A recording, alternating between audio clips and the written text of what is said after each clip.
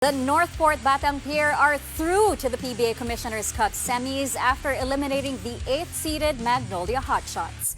Although the game was close, Northport played catch-up for the most part in the first half before Magnolia stretched a 6-point lead to 14 at the break, 61-47. Come the second half, though, the Batang Pier showed why they're the top seed, going on a huge 19-1 rally to pull ahead in the middle of the third. Magnolia made it interesting late in the payoff period, erasing Northport's double-digit edge to come to within one. But Paul Lee missed a 4-pointer that could have given the Hotshots the lead in the last 6 seconds. A free throw violation by import Ricardo Ratliff also erased the Hotshots' hopes of pulling off a miracle.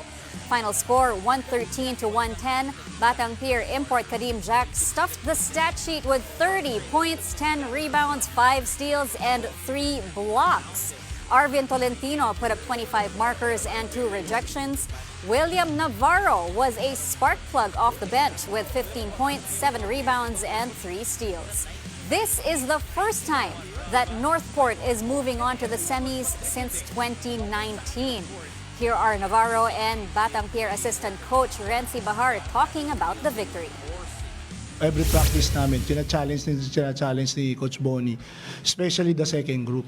Because going to the playoffs, Arvin, Josh, and even Kadim, okay, pinaghahandaan na yan ng team.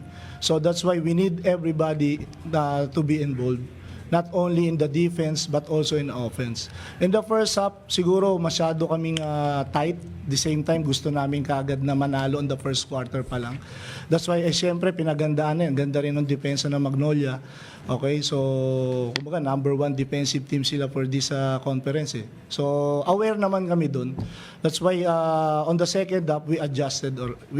And the same time, kung ano yung binigay ng Magnolia sa amin ng first half, yun din yung binigay namin sa kanila ng second half, which is what? Yung hustle, energy, the same time yung pressure defense din namin going to the second half. Kaya nakahabol kami on the third quarter. Honestly, it's not even about me. Like, it's about the team effort. So, yun, I'm just happy na everyone, like on the second half, like we share the ball. So, that's a key factor. And then, yung effort, everybody's effort nakita sa court.